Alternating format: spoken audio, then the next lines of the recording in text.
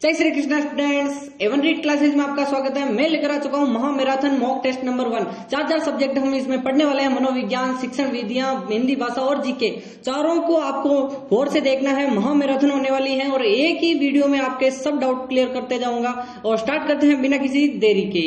पहला सवाल हमारा सामने है कि सीखने की प्रक्रिया में सबसे महत्वपूर्ण कारक कौन सा है। पहला ऑप्शन है आयु, दूसरा ऑप्शन है रुचि, तीसरा ऑप्शन है बुद्धि, चौथा ऑप्शन है पर्यावरण। देखते हैं सबसे पहले किसका आंसर आता है। एबीसीडी के क्रम में आपको आंसर करना है, जल्दी से आंसर करते रहिए। और यहाँ पर पहला और आंसर आ चुका है हमारे सामने और सभी ने बता रहे हैं यहाँ पर बुद्धि बुद्धि बुद्धि। और यहाँ पर एकदम राइट है। जो भी सीखने के नियम यहाँ पर है उसमें सबसे ज्यादा बुद्धि को महत्वपूर्ण कारक माना गया है। और नेक्स्ट क्वेश्चन की बात करें अगर हम, नेक्स्ट क्वेश्चन आ चुका है कि जो बालक के मानसिक विकास का प्रथम चरण कौन सा है। प्रथम चरण की बात कर रहे हैं, क्या किशोरावस्था है, शैशवावस्था है, प्रौढ़ावस्था है या युवावस्था। देखते हैं सबसे पहले किसका आंसर आता है।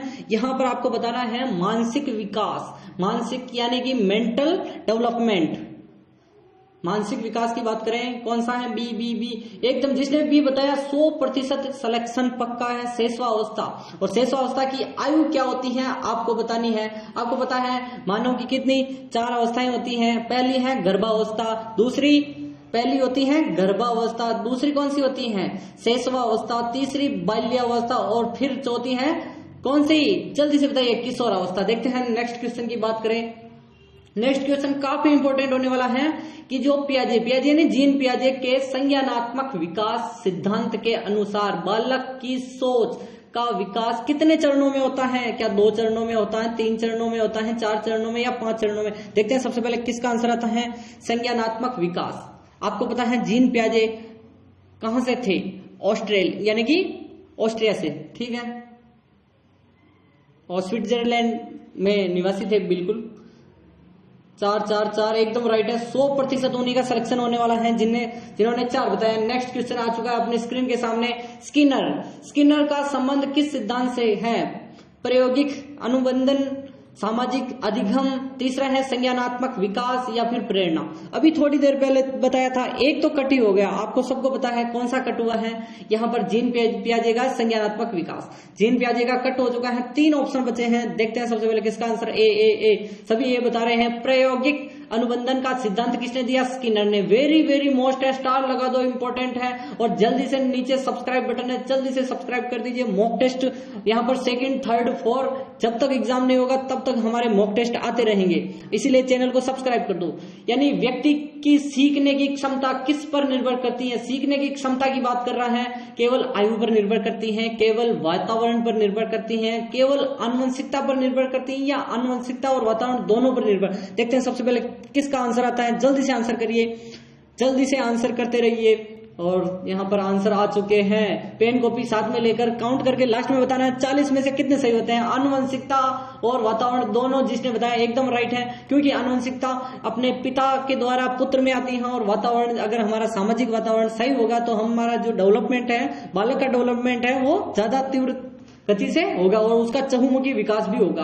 बात करें नेक्स्ट क्वेश्चन यहाँ पर हमारा आ चुका है कि बालक न तो पूरी तरह से अच्छा होता है न ही बुरा, वह वैसा ही बनता है जैसा वातावरण, इंपॉर्टेंट है, उसे बनाता है। यह कथन किसने कहा था। क्या प्लेटो ने कहा था, वॉटसन ने कहा था, थॉर्नडाइक ने कहा था या फिर स्किनर ने कहा था। देखते हैं सबसे पहले किसका आंसर आता है। एबीसीडी के क्रम में जल्दी से बताइए कि बालक न तो बुरा होता है ना ही अच्छा होता है, उसका वातावरण डिपेंड करता है कि वो कैसा होगा। यह बात वॉटसन ने कही थी। किसने कही थी, वॉटसन, जेबी वॉटसन, ठीक है। नेक्स्ट क्वेश्चन की बात करें अगर हम, नेक्स्ट क्वेश्चन आ चुका है कि अधिगम के नियमों को प्रतिपादित करने वाले मनोवैज्ञानिक कौन थे। क्या पॉवलॉक थे, थॉर्नडाइक थे, मेस्लो थे या कोहलबर्ग यानी कोहलर थे, ठीक है। कोहलबर्ग कह दो, कोहलर कह दो, ठीक है।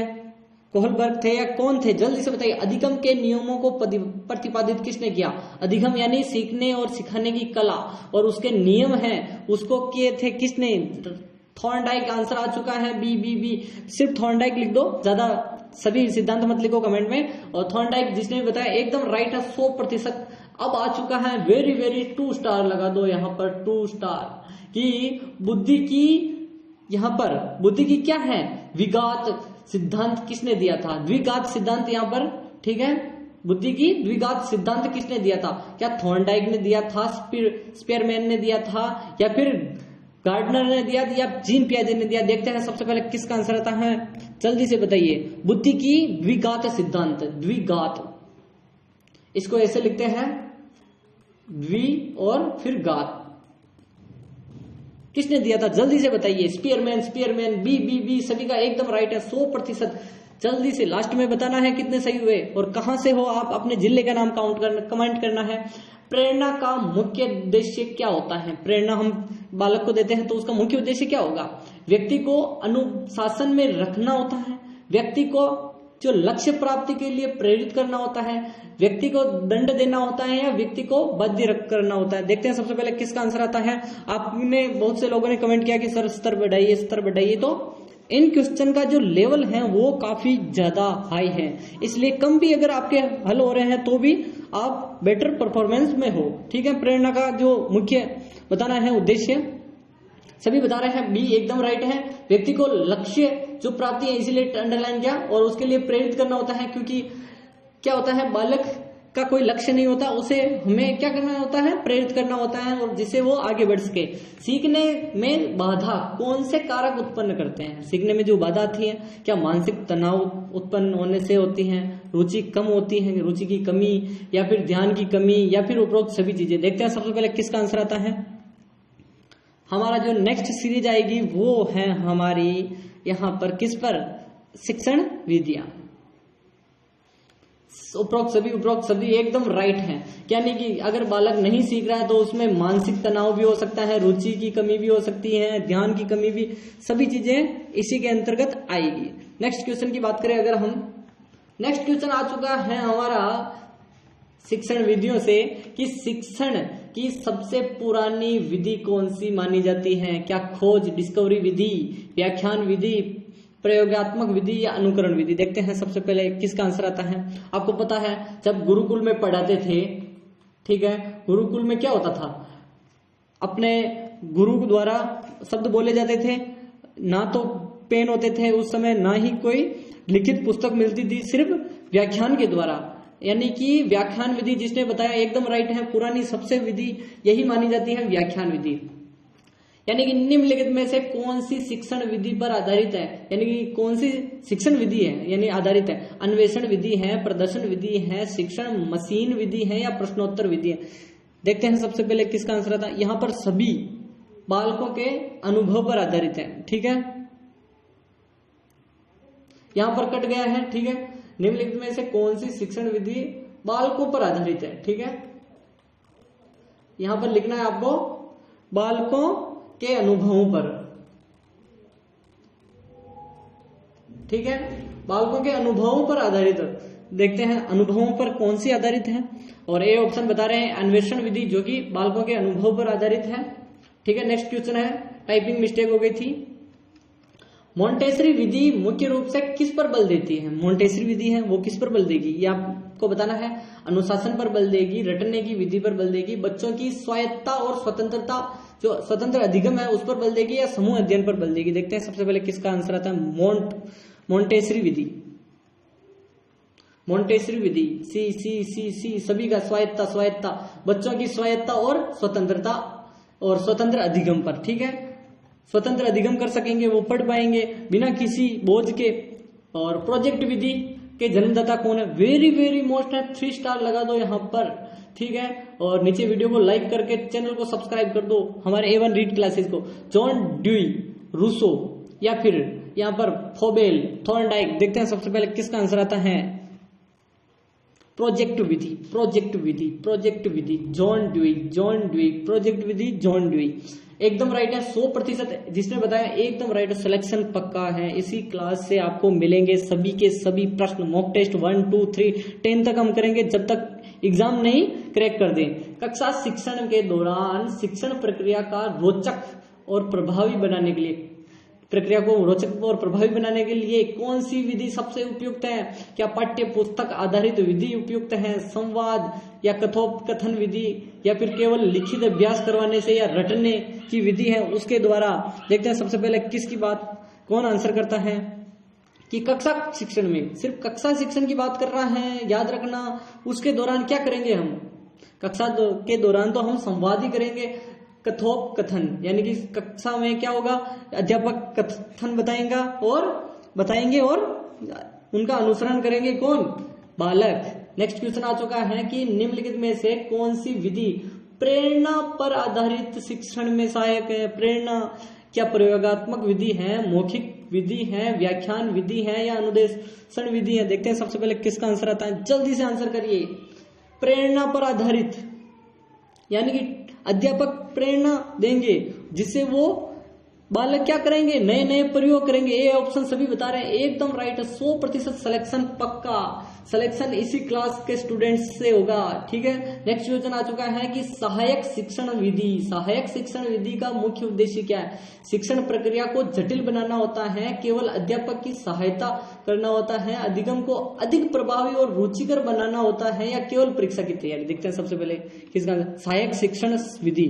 सहायक शिक्षण विधि क्या होती है, यानी कि जो भी अध्यापक के कार्य में सहयोग करे उन विधियों को सहायक शिक्षण विधि के अंतर्गत शामिल किया जाता है, जिसे हम क्या करते हैं, जल्दी से बताइए, जिससे क्या होगा, बच्चे रुचि लेंगे, बच्चे प्रभावी शिक्षण होगा। सभी बता रहे हैं कि प्रभावी अधिक और रुचिकर, ठीक है। नेक्स्ट क्वेश्चन की बात करें, नेक्स्ट क्वेश्चन काफी इंपॉर्टेंट होने वाला है कि जो समस्या समाधान विधि वेरी इंपॉर्टेंट है, का प्रमुख लाभ क्या है। क्या यह बच्चों को रटने के लिए प्रेरित करती है, क्या यह बच्चों को तार्किक और विश्लेषणात्मक सोच को विकसित करती है। यह केवल गणित शिक्षण के लिए उपयुक्त है या फिर शिक्षकों के लिए उपयोगी नहीं है। देखते हैं सबसे पहले, ये तो इतनी सरल है कि पूछी जाती है हर बार। अभी पिछले पेपर में आया था, यही प्रश्न आया था, सिर्फ ऑप्शन बदल गए थे थोड़े बहुत, और भी बता रहे हैं सभी एकदम राइट है कि बच्चों को तार्किक बनेंगे, विश्लेषणात्मक सोच उनमें विकसित होगी, चहुमुखी विकास होगा, वो किसी भी समस्या पर अलग अलग ढंग से सोच पाएंगे।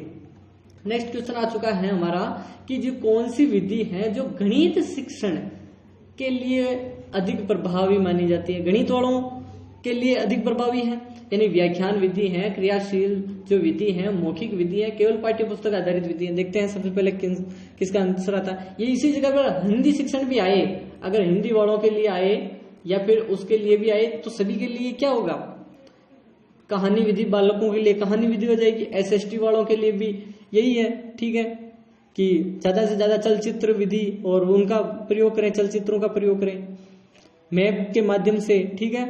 और कौन आंसर बता रहा है, सब क्रियाशील बता रहे हैं, एकदम राइट है। इसीलिए इंग्लिश में भी आपको बताया गया है कि जो एक्टिविटी बेस्ड जो भी विधि है इसमें आपको एक्टिविटी करवाई जाती है बालकों को, कि शिक्षण विधि का जो चयन है यानी कि के चयन का जो सबसे महत्वपूर्ण कारक कौन सा है, कारक बताना है।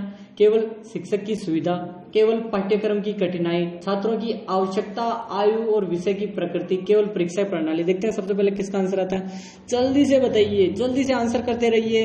और यहाँ पर हिंदी की क्लास भी है, हिंदी का जो पार्ट आने वाला तीसरा पार्ट हम लेकर आने वाले हैं। इसी के साथ सी छात्रों की आवश्यकता, आयु और विषय की जो प्रकृति है, सभी का हमें महत्वपूर्ण कारक मान सकते हैं किसके यहाँ पर, ठीक है। और हिंदी भाषा की लिपि कौन सी है, अब हिंदी जो भी हमारा टॉपिक है चल गया है, फर्स्ट और सेकंड लेवल के लिए काफी इंपॉर्टेंट वीडियो। तमिल, देवनागरी, गुरुमुखी, ब्रह्मी लिपि। देखते हैं सबसे पहले किसकी आंसर आता है, और आपको बताना है कि हिंदी दिवस कब मनाया जाता है। दूसरा क्वेश्चन आपके लिए है कि यहाँ पर राजस्थानी जो भाषा दिवस है वो दिवस कब मनाया जाता है, राजस्थानी भाषा दिवस। एक तो राष्ट्रीय हिंदी दिवस, एक अंतर्राष्ट्रीय हिंदी दिवस, दोनों बतानी है, ठीक है। 2 क्वेश्चन आपके लिए कमेंट में छोड़ रहा हूं, जल्दी से कमेंट करते रहिए। और हिंदी की देवनागरी लिपि। नेक्स्ट क्वेश्चन की अगर बात करें, यहाँ पर नेक्स्ट क्वेश्चन आ चुका है कि हिंदी भाषा का विकास है किस भाषा परिवार से हुआ है, क्या द्रविड़ भाषा परिवार से हुआ, चीन तिब्बत भाषा से हुआ, इंडो यूरोपीय भाषा से हुआ या ऑस्ट्रिक भाषा परिवार से हुआ। देखते हैं सबसे पहले किसका आंसर आता है, जल्दी से बताइए। हिंदी भाषा का विकास, इंडो यूरोपियन भाषा, याद रखिए, इंडो यूरोपियन यानी कि इंडिया और यूरोपीय जो भाषा है उसी के आधार पर जो हिंदी भाषा है उसी का क्या हुआ था, विकास हुआ था। नेक्स्ट क्वेश्चन काफी इंपॉर्टेंट है, स्टार लगा दो, स्टार लगा दो, इंपॉर्टेंट है जिसकी कह रहा हूं। और नीचे सब्सक्राइब बटन है, जल्दी से दबा दीजिए, वीडियो को लाइक कर दीजिए। हिंदी में प्रथम कवि कौन माने जाते हैं? हिंदी के प्रथम कवि जल्दी से बताइए कि कबीर है, सरहप्पा है, सूरदास है या तुलसीदास है। वेरी इंपॉर्टेंट है, इसको अगर आपने मिस कर दिया तो सिलेक्शन मुश्किल है, क्योंकि हिंदी का जो प्रथम कवि वो किसे माना जाता है, यही क्वेश्चन आएगा हिंदी में। 100% गारंटी क्वेश्चन छपने वाला है। आपको क्या करना है, सब्सक्राइब करना है। और आपके लिए मैंने क्या किया है, ज्वाइन बटन है, चैनल पर जाइए और 29 रुपए में ज्वाइन हो जाइए। और यहाँ पर आपको लाइव और बेसिस पर मिलेंगे। और आपको क्या करना है, कमेंट में टेलीग्राम की लिंक है, टेलीग्राम चैनल ज्वाइन कर लीजिए, जल्दी से टेलीग्राम पर जाइए और ज्वाइन कर लीजिए। सरहप्पा सरहप्पा जिसने भी यहाँ पर बता रहे हैं एकदम राइट है। रोज सुबह हम 7 बजे मिलते हैं, 7 बजे डेली। हिंदी भाषा का पहला व्याकरण किसने लिखा था? इंपॉर्टेंट है, किशोरी दान जो वाजपेयी हैं उन्होंने लिखा, दामोदर पंडित ने लिखा, राहुल जो सांकृत्यन है उन्होंने लिखा, या फिर अमीर खुसरो ने लिखा। देखते हैं सबसे पहले किसका आंसर आता है। और आपको पता है इसका मैंने डिटेल भी लेकर आया हूं, यहाँ पर इसकी तो डिटेल भी लेकर आया हूं, नीचे डिस्क्रिप्शन में डिटेल भी है। जल्दी से आंसर करिए। दामोदर पंडित, दामोदर पंडित, दामोदर पंडित आपने नाम पहले कभी नहीं सुना होगा, लेकिन जो पहला व्याकरण है उन्होंने ही लिखा था हिंदी भाषा का। किस भाषा का? हिंदी भाषा का। देख सकते हो इसका विवरण में लेकर आया हूं आपके लिए कि जो हिंदी भाषा का सबसे पुराना व्याकरण ग्रंथ है उक्ति व्यक्ति प्रकरण। उक्ति व्यक्ति प्रकरण है, पहला ग्रंथ है। और ये बनारस के रहने वाले थे बेसिकली, और दामोदर पंडित ने लिखा था। आपके लिए इतनी मेहनत हमारी टीम कर रही है, हम भी कर रहे हैं। रामचरितमानस की भाषा क्या है? वेरी वेरी इंपॉर्टेंट है, स्टार बड़ा लगा दो। संस्कृत भाषा है, अवधी भाषा है, ब्रज भाषा, हिंदी। और हमारे मॉक टेस्ट 10 आएंगे। कितने मॉक टेस्ट आएंगे? 10। और 10 में से 10 में जिसने भी अगर टॉप किया उसके लिए हम क्या करेंगे, पुरस्कार रखेंगे। एक यहाँ पर ई बुक फ्री में देंगे। क्या देंगे? ई बुक फ्री में होगी आपके लिए। जल्दी से ई बुक लेने के लिए क्या करना है आपको, 10 के 10 में आपको आंसर करना है कितने सही हुए। 40 में से जिसके भी अगर 25 से ऊपर होगा उसका कमेंट पिक किया जाएगा। 25 से ऊपर जिसका होगा कमेंट पिक किया जाएगा। जल्दी से कमेंट करते रहिए। रामचरितमानस अवधी भाषा में किस में है? अवधी अवधी अवधी। अवधी कहाँ बोली जाती है? अवध। अवध कहाँ है? कहाँ पर अवध? देखते हैं सबसे पहले कौन कमेंट करेगा कि हिंदी दिवस कब मनाया जाता है। वेरी इंपॉर्टेंट है, आपको थोड़ी देर पहले क्वेश्चन दिया था, हिंदी जो दिवस है कब मनाया जाता है। ठीक है, जल्दी से बताइए। सभी को पता है बेसिकली 14 सितंबर हिंदी दिवस, और 21 फरवरी क्या है? राजस्थानी भाषा। हमें याद रखना 21 फरवरी का वो दिन किसी को नहीं भूलना चाहिए। राजस्थान के रहने वाले हो तो राजस्थानी जो भाषा है उसके बारे में सभी को ज्ञान होना चाहिए कि हिंदी भाषा की सबसे पुरानी काव्य धारा कौन सी है। हमने कहानी देखी, यानी कि हमने कवि देखा, अब हम काव्य देख रहे हैं कि रीति काल है, भक्ति काल है, आदि काल है, आधुनिक काल है। ठीक है, देखते हैं सबसे पहले किसका आंसर आता है। जल्दी से बताइए। सबसे पुराना काल आदिकाल, आदिकाल, आदिकाल। ठीक है, और इसके कभी आपको कमेंट में बताने हैं कौन कौन है। हिंदी को भारत की राजभाषा कब घोषित किया गया? 1947, 1950, 1965, 1992। कब किया था राजभाषा? देखते हैं। राजभाषा आयोग, राजभाषा आयोग 1900 देखते हैं 1950 राजभाषा कब बनाया था? 1950, जब देश संविधान लागू हो रहा था उसी समय। हिंदी में कितने स्वर हैं? इंपॉर्टेंट, स्टार लगा दो। बेसिक क्वेश्चन है, रीड फर्स्ट वालों के लिए है कि 10 है, 11 है, 12 है, 13 है। देखते हैं सबसे पहले किसका आंसर। ऐसे ही आंसर देगा। इतने सिंपल हम अगर छोड़ दिए तो कुछ नहीं होगा। सिलेक्शन ऐसे नहीं होता। बी सभी बता रहे हैं एकदम राइट है। नेक्स्ट क्वेश्चन की बात करें अगर हम, नेक्स्ट क्वेश्चन काफी इंपॉर्टेंट है कि कबीर की रचनाएं किस शैली में? शैली पूछ ली है कबीर जी की। क्या गुंजल शैली है, साखी दोहा शैली है, महाकाव्य शैली है, नाटक शैली है?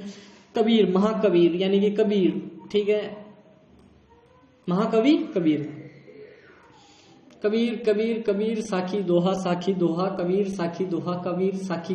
कबीर के दोहे आपने देखा होगा कि वही थे ना कि मैं पूजूं पहाड़, पत्थर पूजे हरि मिले तो मैं पूजूं पहाड़। ठीक है, कि राजस्थान का सबसे बड़ा और सबसे छोटा जिला क्रम से बताना है। अब राजस्थान जीके आ चुका है हमारा।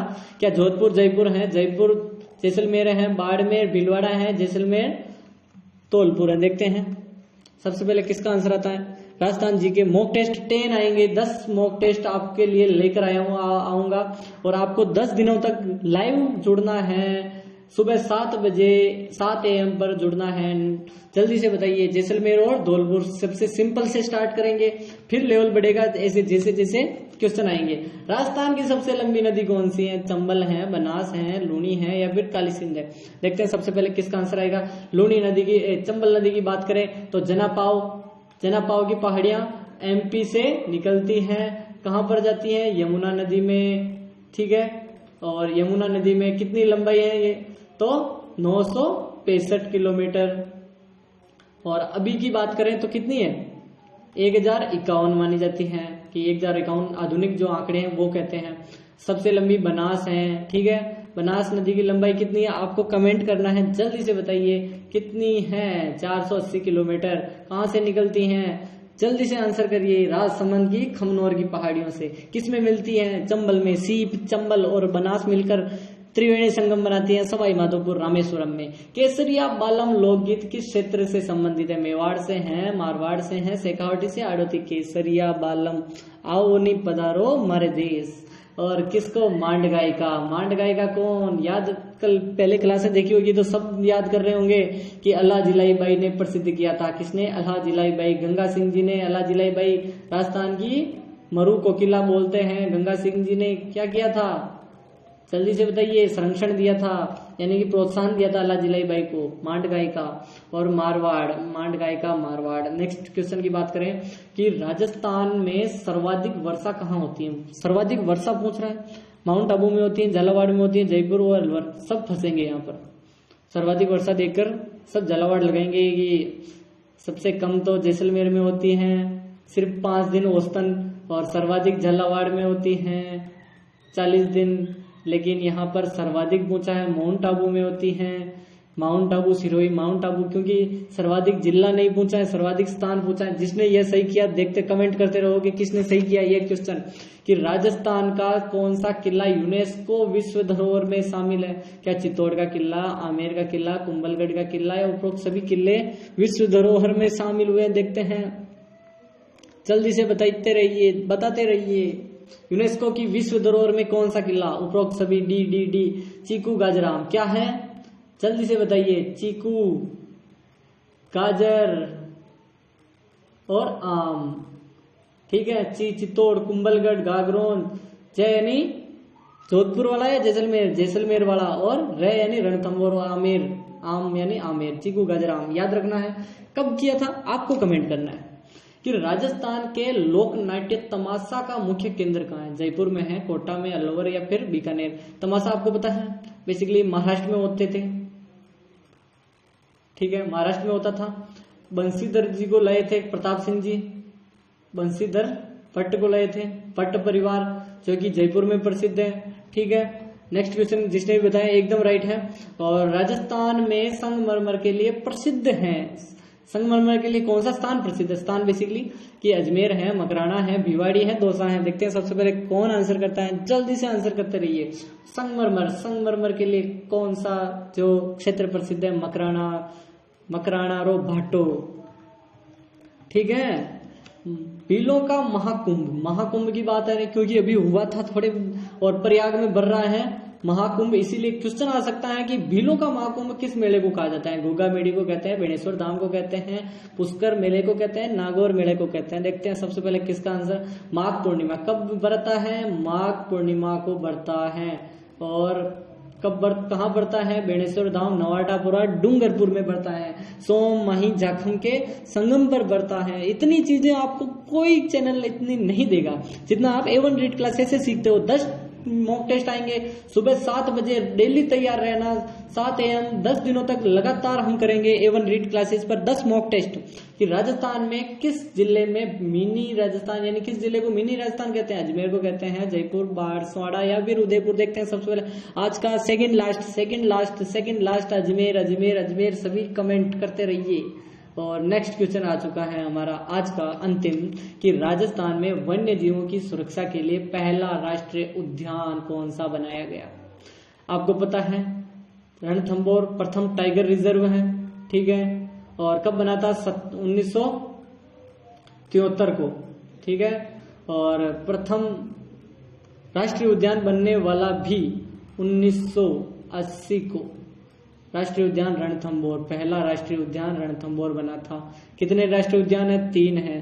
पहला है रणथंभौर राष्ट्रीय उद्यान, दूसरा है केवलादेव राष्ट्रीय उद्यान, तीसरा है मुकुंदरा हिल्स राष्ट्रीय उद्यान, जो मुकुंदरा 2012 के आसपास बना था। ऐसे ही वीडियो देखने के लिए कैसा लगा वीडियो जल्दी से कमेंट करते रहिए और बताते रहिए कि कैसा लगा, और मिलते हैं नेक्स्ट वीडियो में। तब तक के लिए टाटा बाय बाय। और 10 क्लासें 10 मॉक टेस्ट देखना।